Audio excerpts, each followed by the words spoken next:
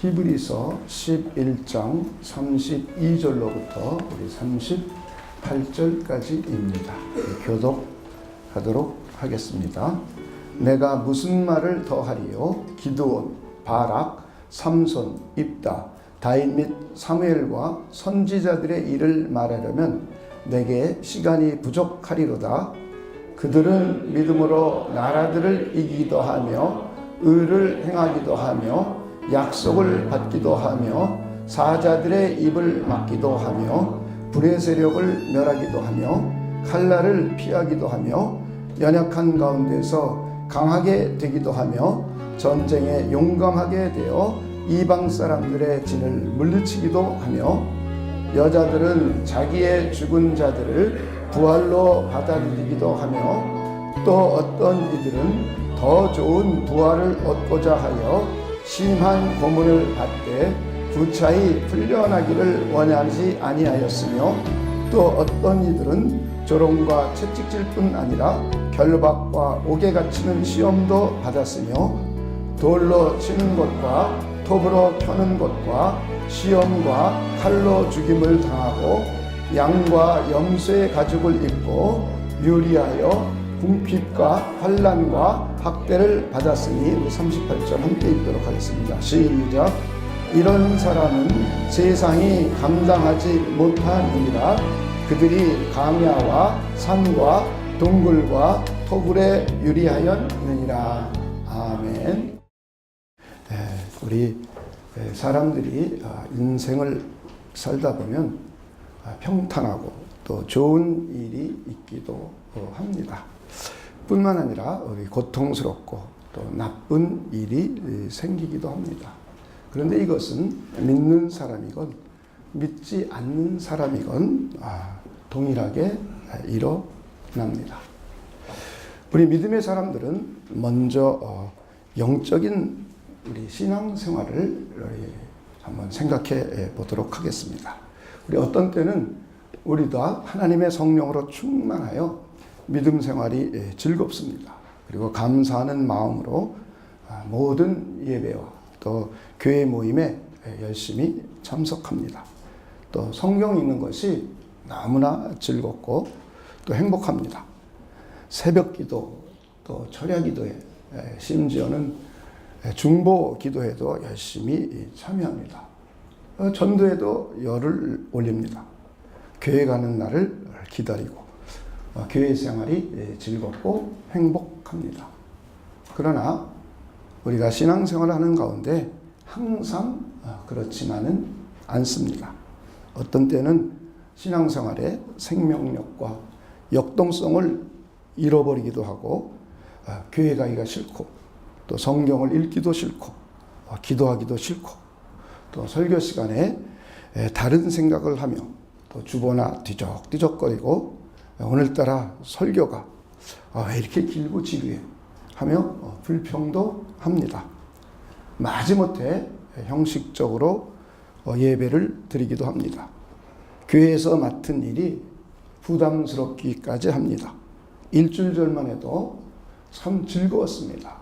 교회에 나와 미리 예배를 준비하고 남들보다 1시간 일찍 나와서 준비하는 것이 즐겁고 행복했습니다. 그러나 이제는 너무나 하기가 싫고 또 교회에서 봉사를 하다가 타인들과 이견이 생겨서 갈등을 일으키기도 합니다. 그리고 김집사, 임집사 하며 탓을 하기도 합니다. 교회 가기가 너무나 싫습니다. 그러면서 자기 자신을 생각해 보면 그러고 있는 자기가 싫습니다. 괴롭습니다. 이것이 영적인 위기입니다. 가정생활에서도 마찬가지입니다. 남편은 아내가 그리고 아들과 딸들이 너무나 사랑스럽습니다. 퇴근하자마자 집으로 달려갑니다. 회사에서 회식이 있는 날이면 동료들의 눈치는 아랑곳하지 않고 밥만 먹고 집으로 바로 달려갑니다. 심지어 어떤 때는 본인이 교회에서 맡은 하나님의 일도 뒤로 하고 집으로 달려가기도 합니다. 집에 가서 아내와 아이들과 함께하는 것이 너무나 즐겁고 행복합니다. 그런 아내를 또 배필로 주신 하나님께 감사하며 감격의 눈물을 흘린 적도 여러 차례 있습니다. 하나님께서 결혼 5년 만에 아들을 주셨다고 감사 헌금을 드리며 눈물도 흘렸습니다. 한편 아내는 믿음의 남편을 주시고 신실한 믿음의 가정을 세워주신 하나님께 너무나 감사했습니다. 그런 남편이 자랑스러웠습니다. 과거 교회에서 청년부를 같이 했던 친구가 남편과 갈등하며 이혼까지 심각하게 고민하고 있다고 말하면 속으로 믿음의 남편을 만나 결혼한 것을 너무나 잘한 일이라고 생각을 했습니다. 그런데 이게 웬일입니까? 부부간에 갈등이 생겼습니다. 말다툼이 조금씩 생겼습니다. 사랑스러운 말투에서 비난의 말투로 바뀌었습니다. 이견이 생겨 다투고 난 후 화해를 하지 않았습니다.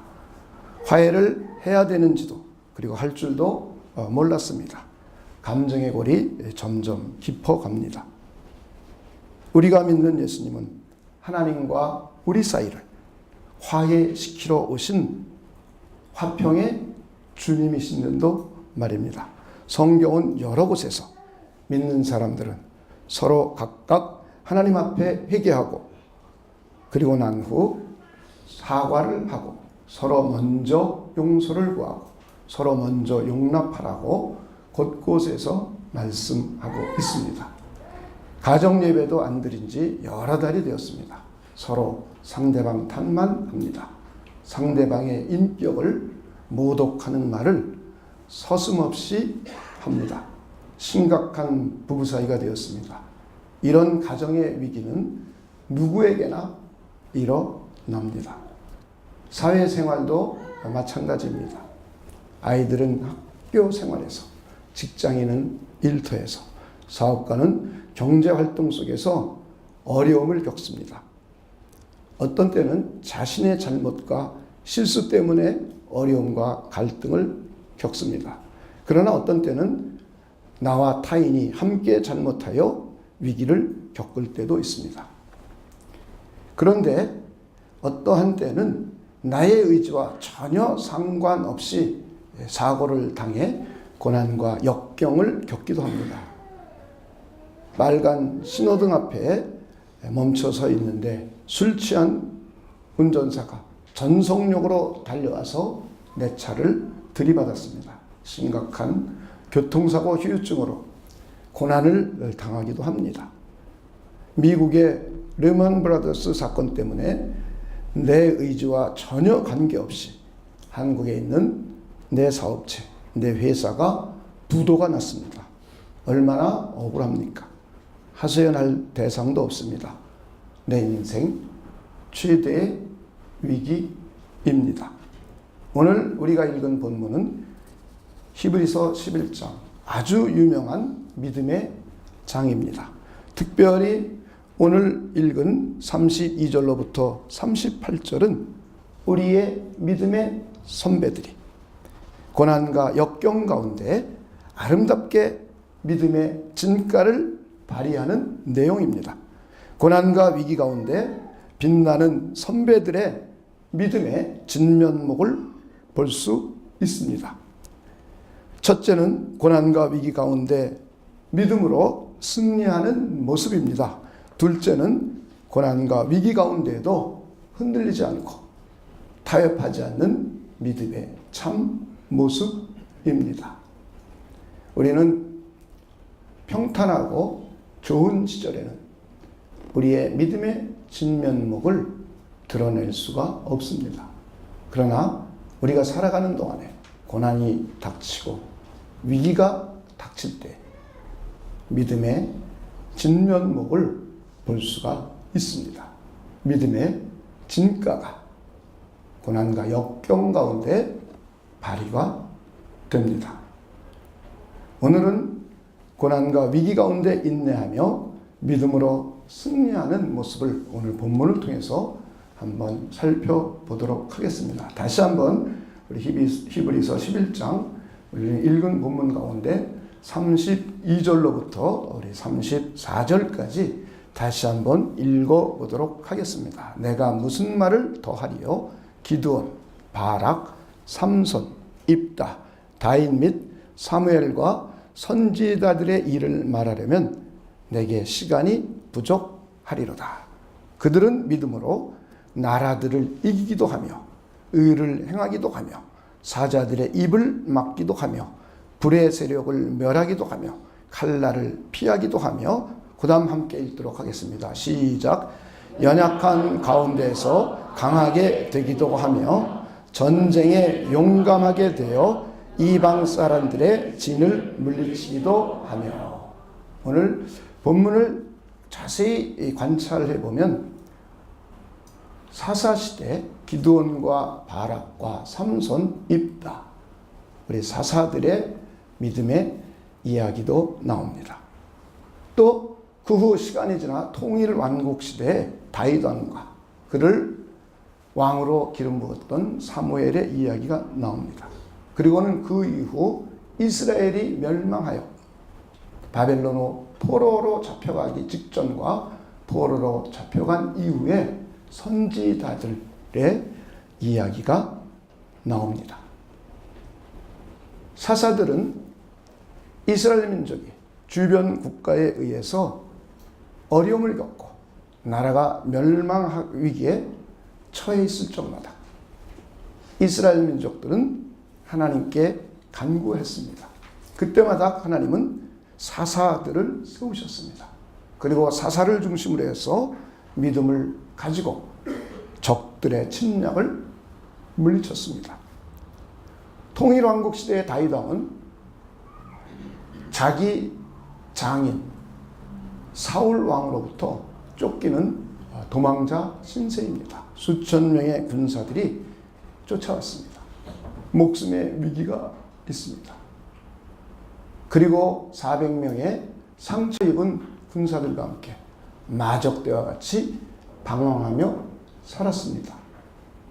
다윗 인생의 위기입니다. 그런데 다윗 왕은 믿음을 가지고 400명의 군사와 함께 주변을 조금씩 평정해 나가고 드디어 유다의 왕이 되고 믿음으로 이스라엘 전체의 왕이 되었고 그리고 믿음으로 가장 강력한 왕정 국가를 설립합니다. 선지자들은 포로 시대에 종살이 신세가 되었을 때 포로로 잡혀가기 직전부터 이스라엘 민족을 향하여 외쳤습니다. 회개하고 하나님께로 돌아오라고 외쳤습니다. 그럴 적마다 거짓 선지자들이 이들을 죽였습니다. 칼로 목을 잘라 죽였고 그리고 불의 세력을 가지고 죽이기도 했습니다. 그런 가운데 그 선지자들은 끊임없이 믿음을 가지고 외치고 믿음으로 행동했습니다. 이스라엘 민족이 이렇게 어려운 위기 때마다 지도자들을 통해서 그들과 함께 믿음으로 나라를 이겼습니다. 의로운 행동도 믿음으로 했습니다. 다니엘 같은 이는 사자의 입을 믿음으로 막기도 했습니다. 불의 세력을 멸하기도 했고 칼날을 피하기도 했습니다. 어려운 시기에 드러난 믿음의 진면목을 우리는 볼 수 있습니다. 우리의 믿음의 선배들이 그들이 어렵고 위기에 처할 때 그들의 믿음을 통해서 믿음의 진가를 발휘하면서 위기를 극복하고 승리하게 되는 내용들입니다. 이들의 믿음은 오늘 34절 하반절에 보면 그들의 믿음 때문에 약한 가운데 강하게 되기도 했습니다. 믿음이 갖고 있는 힘이 어떤 힘이냐? 약하고 연약하고 부족하고 힘이 없습니다. 그런 가운데 믿음을 부여잡으니까 그들을 강하게 만드는 힘이 생겨났습니다. 그들이 전쟁터에 나갔을 때 믿음을 부여잡으니까 전쟁에 용감하게 나가 싸울 수 있는 힘이 되었습니다. 믿음으로 할 수 있다는 자신감을 갖게 되었습니다. 이것이 믿음이 가지고 있는 위대함입니다. 어려운 가운데, 망할 것 같은 가운데, 멸망할 것 같은 가운데 믿음을 부여잡음으로 해서 두렵고 떨리고 염려스럽고 걱정스러운 가운데 용기가 생겨났습니다. 약한 가운데 강한 힘이 생겨났습니다. 약한 마음이 강한 마음으로 변화가 일어났습니다. 그리고는 그들이 자신감을 가지고 나가서 적들을 물리쳤습니다. 군사력으로 보면 절대적으로 이길 수 없는 상황입니다. 그들이 다윗의 군대도 400명을 가지고 이스라엘 민족을 통일하고 왕위로 갈 수 없는 숫자입니다. 그리고 이 400명은 하나같이 상처 입은 사람들이었습니다. 정상적으로 군사 교육을 받고 장군이 되고 이런 사람들이 아니라 각자 소외되고 상처받은 400명이 모여서 다윗과 함께 믿음으로 뭉쳐 국가를 통일하고 재건하고 가장 강력한 나라의 왕이 되었습니다. 그리고 그들은 가장 강력한 나라의 장수들로 그리고 정치 지도자들로 성장했습니다. 이것이 바로 믿음이 가지고 있는 위대한 힘입니다. 우리는 얼마 전에 리오 올림픽에서 금메달, 펜싱에서 금메달을 딴 박상영 선수를 여러분이 기억할 것입니다. 그는 올림픽에 참가하기 전에 무릎 인대 파열로 선수 생활을 모든 사람들이 끝났다고 평가했습니다. 그런데 그의 마음속에는 리오 올림픽에 꼭 참가하여 메달을 따야 되겠다는 굳은 신념이 생겼습니다. 그리고는 그는 끊임없이 노력하고 훈련하고 연습하면서 리오 올림픽을 기대하고 준비했습니다. 그 부상 가운데 리오 올림픽을 생각하면서 이 부상을 하나씩 극복했습니다. 그리고 올림픽 결승전에 올라가 패색이 짙었을 때 그는 끊임없이 할 수 있다는 자신감을 내면에 가지고 역전해서 금메달을 획득했습니다. 저는 이분이 그리스도인인지 아닌지는 잘 모르겠습니다. 만약에 그리스도인이 아니라 할지라도 올림픽에 참여하고 거기서 금메달을 목표로 하여 그런 어려운 역경과 고난을 이겨냈습니다. 그런데 우리 기독교인들은 하나님이 믿음으로 세상을 이길 수 있는 하나님의 장치를 우리에게 주셨습니다. 믿음은 약한 가운데 우리를 강하게 하는 힘이 있습니다. 심령이 약해지고 두렵고 근심스럽고 걱정스럽고 미래가 불투명해 연약한 우리들을 믿음을 부여잡을 때 강한 마음을 주고 우리에게 강한 정신력을 주고 강한 힘을 주었습니다. 심지어 이스라엘 민족이 전쟁터에 나갔을 때에는 그들의 군대는 적군보다 숫자가 적었습니다. 전쟁에 이길 수가 없습니다. 두렵고 떨리는 마음으로 나갔습니다. 그런데 그 중에 일부는 믿음을 가지고 용기를 얻었습니다. 강한 힘을 가졌습니다. 기드온의 300용사가 그 대표적인 예입니다. 믿음이 없는 사람을 다 돌려보냈습니다. 수만 명이 왔을 때에도 믿음이 없는 사람 다 집으로 돌아가라. 그리고는 300명의 강하고 담대한 믿음을 가진 사람을 가지고 적들을 물리치게 하나님이 역사하셨습니다. 이것이 믿음의 위대한 힘입니다. 믿음의 위대한 힘은 우리가 잘 나가는 좋은 시절에는 발휘할 수 없습니다. 믿음의 진면목을 볼 수가 없습니다. 그러나 우리의 인생 가운데 고난이 오고 고통이 오고 위기가 닥쳤다면 바로 그때가 우리의 믿음의 진면목을 발휘할 수 있는 좋은 기회입니다. 이것이 하나님이 저와 여러분에게 주신 이 세상을 이길 수 있는 아주 하나님의 좋은 방식입니다. 그래서 요한일서 5장 4절은 다음과 같이 말씀하고 있습니다. 무릇 하나님으로부터 난 자마다 세상을 이기느니라. 세상을 이기는 승리는 이것이니 우리의 믿음이니라. 이렇게 말씀하고 있습니다. 약 30년 전에 우리 장래가 촉망되는 20대 후반의 한 젊은 사업가가 있었습니다.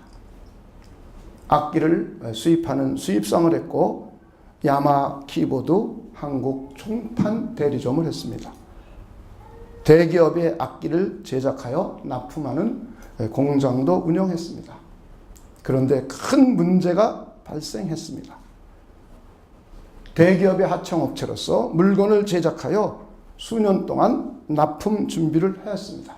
그런데 그 회사에서 일방적으로 계약을 파기했습니다. 설상가상으로 거래처에서 사기성 부도를 냈습니다. 회사가 부도나게 되었습니다. 법정 소송과 검찰 조사를 받게 되었습니다. 괴로웠습니다. 고난의 행군입니다. 억울하고 분해서 참을 수가 없습니다. 자기가 실수한 것도 아니고 자기가 잘못한 것도 아니고 상대방에서 그렇게 만들었습니다. 또 어떤 사람은 고의적으로 부도를 내고 사기를 치고 도망을 갔습니다. 검찰 조사와 법정의 스트레스가 피를 말리게 했습니다. 죽고 싶었습니다. 한강다리에도 여러 번 갔었습니다. 그 사기꾼들을, 그 대기업 담당자를 죽이고 싶었습니다. 인생 최대의 위기였습니다. 죽고 싶은 마음과 죽이고 싶은 마음, 미움과 분노로 가득했습니다. 그때 믿음을 붙들었습니다. 살아계신 하나님, 살려주시옵소서. 미움과 분노와 억울함을 회개합니다. 그들을 용서하여 사랑할 수 있는 힘을 주시옵소서. 하나님을 믿는 믿음의 역사 가운데 다시 새롭게 시작할 기회를 주시옵소서. 수년 동안 인내하며 믿음을 붙들었습니다. 하나님과 아주 친밀해지는 좋은 기회가 되었습니다. 마음에 평강이 임했습니다. 용서의 강물이 내면 깊은 곳으로부터 흘러 넘쳤습니다. 그들을 용서할 수 있었습니다. 그들을 하나님의 능력으로 사랑할 수 있는 사랑의 능력을 갖게 되었습니다. 새롭게 다시 시작할 자신감이 생겼습니다. 하나님께서 지혜를 주셔서 다시 새롭게 사업을 시작했습니다. 우리 교회 박상환 장로님이십니다. 믿음으로 역경을 극복하고 위기를 탈출했습니다. 고난과 위기 가운데 믿음으로 승리한 믿음의 진면목이었습니다. 약 22년 전 S 권사님이 계셨습니다. 그 당시 61세입니다. 정신건강에 심각한 우울증이 생겼습니다. 육신에도 심각한 문제가 발생했습니다. 갑상선, 유방암, 고혈압, 심장병, 류마티스, 관절염, 날로 꽃쟁이처럼 말랐습니다. 인생이 허무했습니다. 화와 분노와 미움으로 마음이 가득 찼습니다. 가족이 원망스럽고 40년 동안 모셨던 시어머니, 시아버지가 원망스러웠습니다. 남편이 원망스러웠습니다. 죽고 싶었습니다. 집을 떠나고 싶었습니다.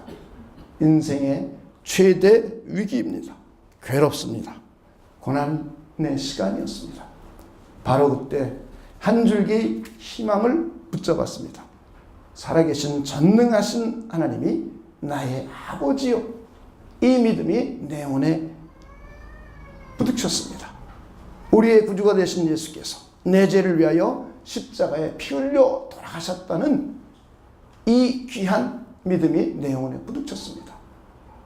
내가 얼마나 소중한 존재인지, 우리의 주님이신 예수님께서 십자가에 피 흘려 죽어야만 되는 소중한 존재임을 깨닫게 되었습니다. 그리고 성령께서 내 안에서 나의 연약함을 도와주신다는 하나님의 믿음을 붙잡게 되었습니다. 온 가족이 매일 저녁 모여서 기도했습니다. 매일 새벽마다 기도하러 나갔습니다. 전심으로 부르짖고 외쳤습니다. 심지어 미국에 있는 아들 가족이 서울에 와서 함께 기도했습니다. 서순원 권사님이십니다.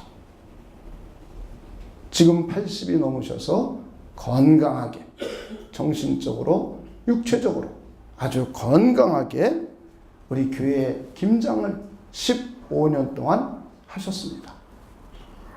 인생의 가장 어려운 가운데 믿음의 진가를 발휘했습니다. 이렇게 믿음은 우리의 인생 가운데 어려운 최대 위기를 맞이할 적마다 우리로 하여금 이 어려운 위기를 탈출하고 어려운 위기를 이기게 할 수 있는 강력한 힘이 됩니다. 이 자리에는 박종신 장로님이 함께 예배를 드리고 있습니다. 5년 전 위암에 걸리셨습니다.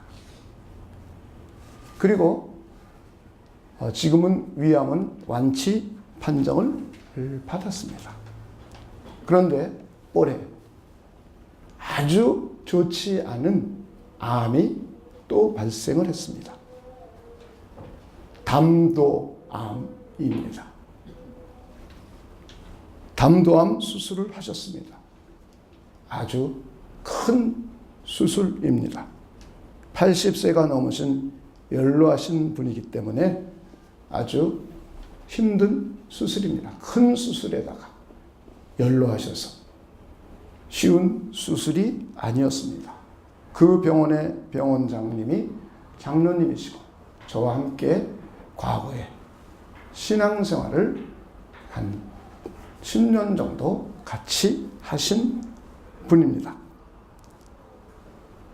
그분께서 담당 의사 선생님과 함께 모니터링을 해 주었습니다. 그리고 가장 큰 문제는 체력이라고 했습니다. 너무나 큰 수술이기에 8시간, 10시간 걸리는 큰 수술이기에 간도 일부 잘라내고 담로를 완전히 제거하고 췌장도 일부 잘라내고 십이지장도 잘라내고 위는 이미 많이 잘려져 있습니다. 기관의 많은 부분이 절제되는 수술입니다. 이 수술을 80이 넘으신 고령이 체력을 잘 받쳐줄 수 있을까? 이것이 수술의 최대 관건이라고 했습니다. 암이 나중에 재발하느냐 안 하느냐의 문제는 다음 문제였습니다. 그리고는 수술 후 이렇게 많은 기관이 없어지고 난 후에 그 연세 회복이 잘 될 수 있을까? 체력적으로 잘 이겨낼 수 있을까? 이것이 최대 관건이었습니다. 장로님께서는 아주 심각한 죽음의 위기 가운데 믿음을 붙잡으셨습니다. 살고 죽는 것이 하나님의 손에 달려 있다고. 그러나 만약에 내가 아직도 하나님의 나라와 주님의 몸된 교회를 위하여 할 일이 남았으면 하나님께서 고쳐주시고 아니면 하나님께 미련 없이 가겠다는 믿음이 생겼습니다. 그리고는 수술 전에 지금까지 살아온 5년은 덤으로 더 산 인생이라고 말씀하셨습니다. 위암이 걸렸을 때 이 세상을 떠났으면 그때 죽었을 것인데 5년을 더 살았으니 하나님께서 덤으로 더 주신 5년의 인생이라고 말씀하셨습니다. 그리고 저에게 하나님의 일을 위하여 그리스도의 복음을 위하여 이렇게 바쁜데 병간호를 하느냐고 시간을 뺏어서 하나님의 일에 누가 되는 것이 아니냐고 이렇게 말씀을 하실 정도였습니다.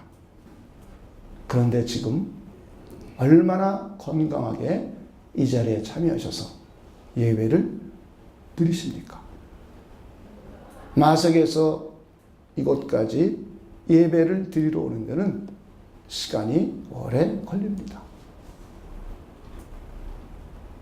금요예배에 참석하셔서 기도하시고 주일날도 1부, 2부 예배를 전부 참여하십니다.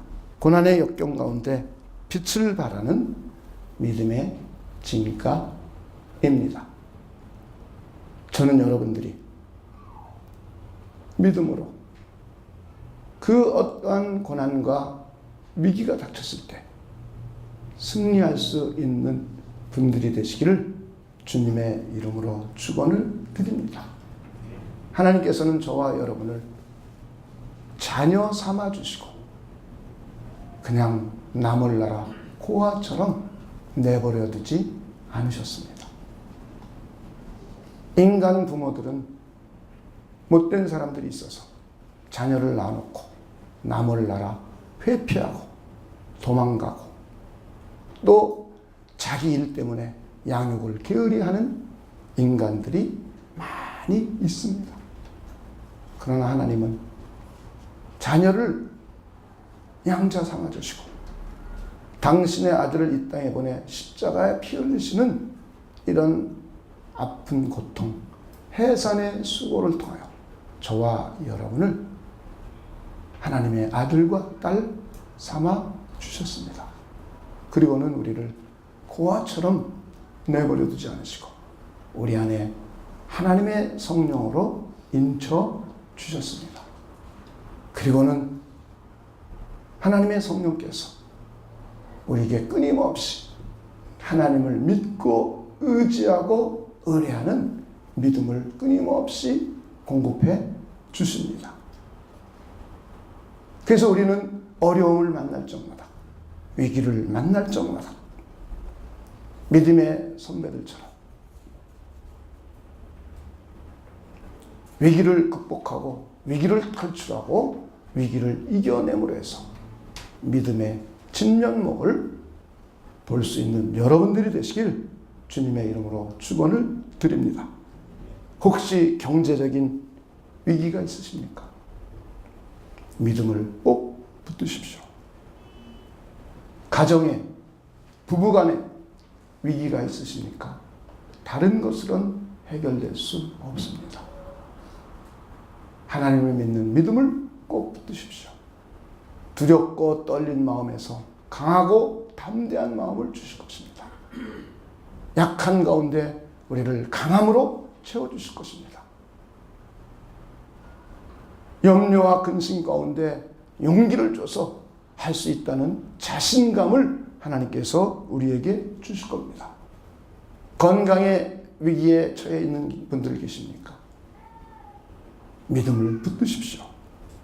하나님께서 건강하게 해 주실 것입니다. 하나님께서 약하고 두렵고 떨리는 마음을 강한 심령으로 붙들어 주셔서 강한 마음은 우리의 심령은 치료하는 치료제라고 성경은 말씀하고 있습니다. 사역의 위기가 있으십니까? 영적인 위기에 처해 있으십니까? 사회생활에 위기에 처해 있습니까? 아니면 사회생활하는 가운데 수많은 죄의 유혹이 우리를 넘어뜨리려고 하고 있습니까? 믿음을 붙드십시오. 죄를 이길 힘이 거기에 있습니다. 요셉도 죄의 유혹이 있었습니다. 보디발 집에 가정총무라는 아주 좋은 직책까지 올라갔습니다. 그러나 보디발 장군의 아내, 그 아내의 성적인 유혹이 있었습니다. 오늘날 우리 같았으면 어땠을까? 생각해 봐야 됩니다. 그런데 요셉은 믿음으로 죄를, 범죄를 물리치고 이길 수 있는 힘을 가졌습니다. 우리가 직장 생활하는 가운데 사회에서 수많은 죄의 유혹이 있습니다. 하나님과 멀어지게 하는 수많은 유혹이 있습니다. 믿음이 없으면 넘어집니다. 쓰러집니다. 믿음을 붙잡으십시오. 물리칠 수 있습니다. 하나님을 믿는 믿음 가운데는 약한 우리의 마음을 강한 마음으로 해주십니다. 혹시 다른 동료들과 함께 어울리지 않아서 승진에 누락되고 다른 사람들에게 왕따를 당하고 그래서 미래에 어렵다는 이런 두려운 마음을 갖게 합니다. 이 세상. 그래서 함께 범죄하기도 합니다. 그런데 우리의 믿음은 그런 죄를 이길 힘을 줍니다. 믿음을 붙잡으시면 죄를 물리칠 수 있는 담대한 용기를 하나님께서 주십니다. 우리 각자 삶 가운데 그 어떠한 위기가 닥칠지라도 바로 그때가 우리의 믿음의 진가를 발휘할 수 있는 좋은 기회입니다. 우리의 믿음의 진면목을 볼 수 있는 아주 좋은 기회입니다. 믿음이 없으면 넘어집니다. 그러나 그때 믿음을 우리가 꽉 붙잡으면 우리는 승리할 수 있습니다. 다시 한번 마지막으로 우리 요한일서 5장 4절을 여러분에게 봉독해 드리도록 하겠습니다. 무릇 하나님께로부터 난 자마다 세상을 이기느니라. 세상을 이기는 승리는 이것이니 우리의 믿음이니라. 믿음을 꼭 붙잡으시기 바랍니다. 믿음으로 승리하게 될 것입니다. 믿음의 진면목이 드러날 것입니다. 믿음으로 위기를 극복할 수 있습니다. 기도하겠습니다. 하나님, 우리의 삶 가운데 영적인 위기, 가정의 위기, 사회생활의 위기, 특별히 죄 짓는 환경으로 나를 위기로 몰아가는 수많은 일들이 이 세상에 있음을 고백합니다.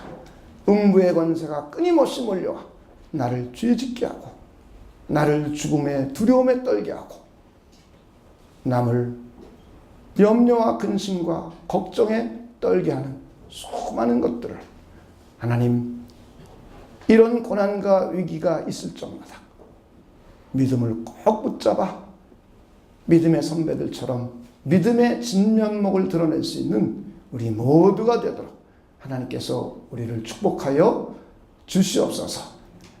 전능하신 하나님, 가정의 위기를 극복하게 해주시고, 영적인 위기를 극복하게 해주시고, 경제적인 위기를 극복하게 해주시고, 건강의 위기를 극복할 수 있도록 하나님께서 역사하여 주시옵소서.